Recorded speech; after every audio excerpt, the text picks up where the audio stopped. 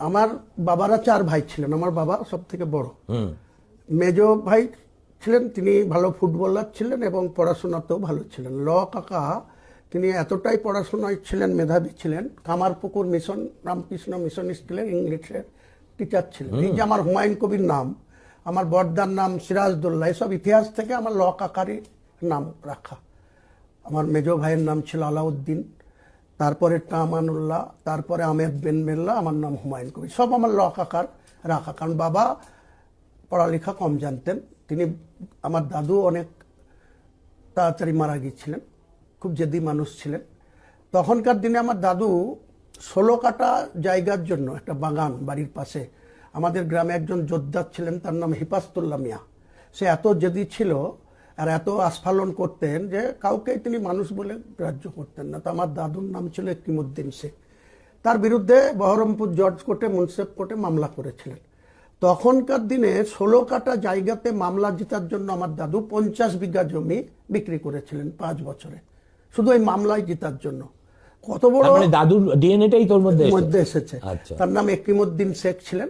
আমার বাবারা নিষেধ করেছিল যে তুমি এই 16 কাটা জায়গার জন্য এত জমি বিক্রি করে দিচ্ছ, 500 টাকা বিঘা, 700 টাকা বিঘাতে তখনকার দিনে, আজ থেকে 90 বছর আগের কথা, করে দিয়েছে। জায়গাটা অবশ্য জিতেছে, মামলায় জিতেছে, কিন্তু আমাদেরকে কি করে দুর্বল করে দিয়ে গেছে, নিশ্চয় করে 16 কাটা 50 বিঘি জমির বিনিময়ে 16 কাটা জায়গা তিনি কোর্টে জিতলেন। তো সেই পরিবারের সদস্য। আমাদের নামকরণটা আমার যে কাকা সাইফুদ্দিন নাম ছিল, তিনি সিউড়িতে বিয়ে করেছিল, বীরভূমের সিউড়ি। এখনো লমা বেঁচে আছে, তার এক ছেলে শের আফগান, সে সরকারি স্কুলের হেড টিচার, আগে বারাসাতে ছিল, এখন ট্রান্সফার হয়ে সিউড়িতে গেছে। সে আমার একমাত্র কাকার ছেলে, ডাকনাম বাবু। তাকে আমি পড়ালেখাটা, এত মেধাবী ছিল, কিন্তু তখনকার দিনে কাকা একটা অ্যাক্সিডেন্টলি কামারপুকুর মিশন স্কুল থেকে 1982 সালে ওখানে সাম্প্রদায়িক দাঙ্গাতে অ্যারেস্ট হয়ে যায়, বাড়িতে গেছিল। অ্যারেস্ট হওয়ার পর সাসপেন্ড হয়ে যায়।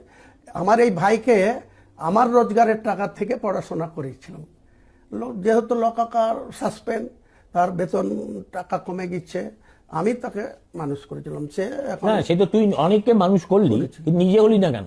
নিজে হলাম না একটাই কারণে দাদা, আমার আক্ষেপ ছিল যে আমার বড়দা 1973 সালের গ্র্যাজুয়েশন, সিরাজদৌল্লা তার নাম, এখন 78 বছর বয়স।